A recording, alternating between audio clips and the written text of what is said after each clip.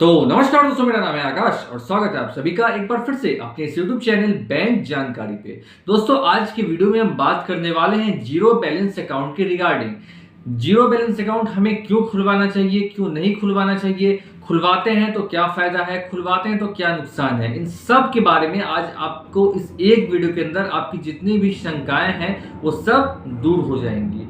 देखिए दोस्तों, सबसे पहले हम बात करते हैं कि जीरो बैलेंस अकाउंट होता क्या है।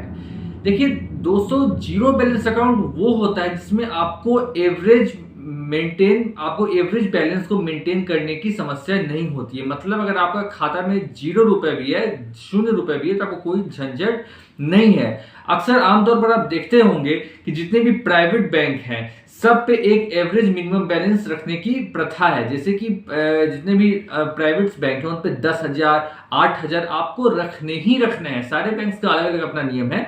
तो प्राइवेट बैंक में देखा गया है कि आपको 10,000 12,000 रुपए आपको हर समय अपने खाते में रखने ही रखने हैं। वहीं पीएसयू बैंक जैसे कि गवर्नमेंट बैंक, इन सब में वही अमाउंट थोड़ा लो कर दिया जाता है। जैसे कि गवर्नमेंट बैंक में आपको 1,000 2,000, जैसे कि आपको पंजाब नेशनल बैंक है तो आपको पंजाब नेशनल बैंक में एनी टाइम 2,000 रुपए रखने ही रखने हैं। ठीक है। यूनियन बैंक में आपको 1,000 रुपए एनी टाइम रखने हैं। यूको बैंक में यदि आपने चेक नहीं लिया है तो 500 रुपए रखने हैं, चेक लिया है तो 1,000 रुपए रखने हैं। Bank of Baroda, Canara bank, इन सब में आपको 1,000 रुपए रखने हैं। बेसिकली कहने का मतलब ये है कि हर बैंक का अपना एक नियम कानून है।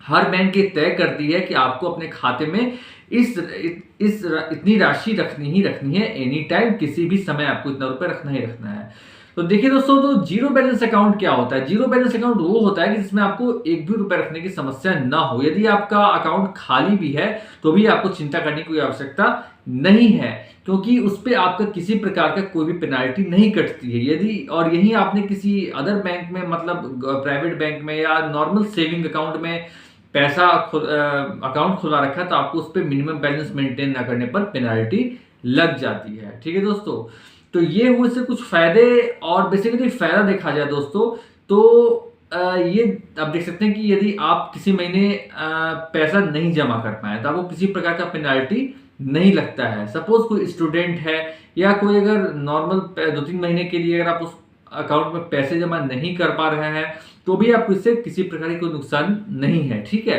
तो बेसिकली से यही फायदा है कि आपको किसी प्रकार का पेनाल्टी नहीं लगेगा।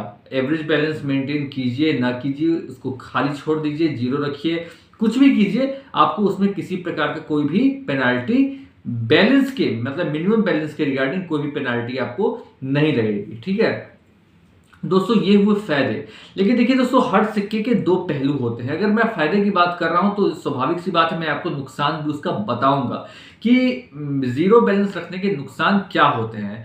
देखिए दोस्तों, यदि आप आज के हाईटेक मॉडर्न जमाने में जितनी भी हमारी टेक्नोलॉजी हाई स्पीड से बढ़ रही है उस पर कोई भी बैंक ये ना चाहेगी कि आप जीरो बैलेंस अकाउंट खुलवाए, क्योंकि इस पे आपको बैंक ना चाहते हुए भी आपको वो फीचर्स नहीं दे सकती हैं जो एक नॉर्मल सेविंग्स अकाउंट में होती है। जैसे कि आप दोस्तों उस पर आपको चेकबुक की सुविधा नहीं मिलेगी, आपको उस पर ओवरड्राफ्ट नहीं मिलेगा, no frill account limitation, no frill account limitations उस पर आपको है। ठीक है। और आप एक फिक्स्ड अमाउंट तक का ही ट्रांजेक्शन आप उस पर कर सकते हैं। मतलब आप 1 लाख रुपए फाइनेंशियल ईयर में आप उसे ट्रांजेक्शन कर सकते हैं। ठीक है। जीरो बैलेंस खाता का शुरुआत गवर्नमेंट ने इसलिए किया था, इस मुहिम के साथ किया था, क्योंकि वो चाहते थे कि यदि किसी की कमाई बहुत ज्यादा नहीं है फिर भी उसका लाभ उस व्यक्ति तक, गरीब तबके के लोगों तक पहुंचे जिनकी कमाई बहुत ज्यादा नहीं है। तो गवर्नमेंट यही चाहती थी कि सबका अकाउंट खुले, सबको बैंकिंग फैसिलिटीज का लाभ मिल सके। इसीलिए मेन मुद्दा यही था गवर्नमेंट का कि वो जीरो बैलेंस की शुरुआत बेसिकली इसीलिए किया था कि अगर किन्हीं की कमाई उतनी नहीं है तो उन्हें भी बैंकिंग की हर सुविधा उन तक पहुंच सके। ठीक है। इसका शुरुआत इसीलिए किया गया था। लेकिन दोस्तों, इसमें एक नुकसान और भी है कि यदि आप डेबिट कार्ड लेते हैं, ठीक है, तो आपको पहला बार तो डेबिट कार्ड फ्री में मिल जाएगा, लेकिन दूसरी बार आपको 118 रुपए, आपको 100 रुपए प्लस जीएसटी आपको देने ही पड़ेंगे। तो जो सेविंग्स अकाउंट में लगती हैं नॉर्मल सेविंग अकाउंट में, वही आपको जीरो बैलेंस में मिलेंगी। आपका जो मंथली एसएमएस अलर्ट बैलेंस कटता है वो भी आपका इसमें भी कटेगा। तो जहाँ तक मेरा अनुमान है कि आप लोग नॉर्मल सेविंग अकाउंट खुलवाइए, जीरो बैलेंस अकाउंट में आपको उतनी फैसिलिटीज नहीं मिल पाएंगी, ठीक है, जो कि आपको एक नॉर्मल सेविंग अकाउंट में देखने को मिलती है।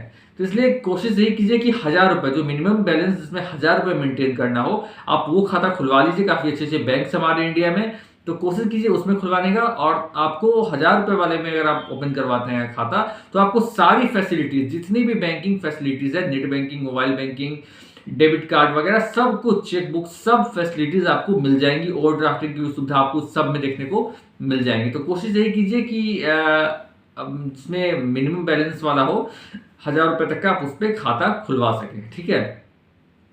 और ये जीरो बैलेंस का शुरुआत इसलिए भी किया गया था क्योंकि जितनी भी राशि होती है, इसे बाढ़ सुरक्षा राशि, ठीक है, और जितनी भी स्कीमें होती हैं लड़कियों के लिए, सरकारी स्कूल में पढ़ने वाले बच्चों के लिए, तो उनके लिए भी इस खाते का निर्माण किया गया था कि हाँ, उनको भी इस खाते का लाभ मिले। क्योंकि जो लोग दोस्तों उसमें सक्षम नहीं हो पाते, वो कहाँ से पैसा मेंटेन करेंगे उस खाते में, तो इसलिए उनके लिए इस खाते का शुरुआत किया गया था।